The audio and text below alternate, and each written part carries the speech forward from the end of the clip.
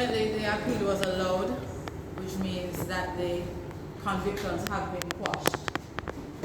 It isn't best case scenario because there will be a remittance to the Court of Appeal for consideration as to whether or not there should be a retrial. It's not what we wanted, wholesomely, but we are grateful that justice was served in that the Privy Council found that there was injustice in respect of the jury tampering issue, and we are happy that that result, that was the result of the Court of Appeal. But we have a challenge ahead of us in respect of the retrial issue, and so that's why you're not seeing me jumping up and down at this time, though we are grateful that the conviction was quashed.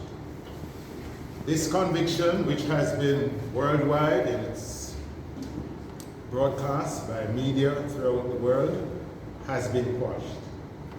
This is as a result of hard work. The reasons for quashing the case in the Privy Council, we argued those very grounds before the Court of Appeal of Jamaica, who turned us away. And therefore, the final Court of Appeal has vindicated and made the efforts that we have made, that we had an arguable case.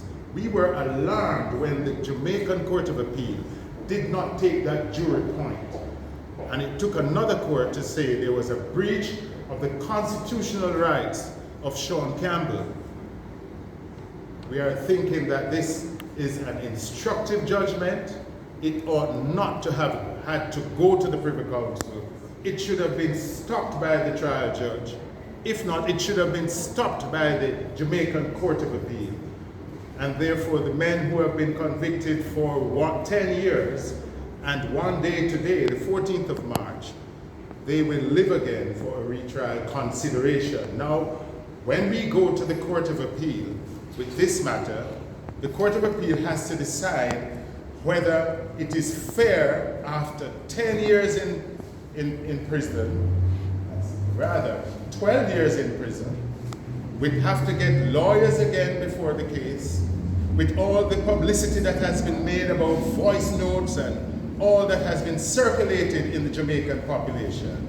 Whether we can find 7 jurors, because it has been reduced since then, to hear this matter and come to a verdict.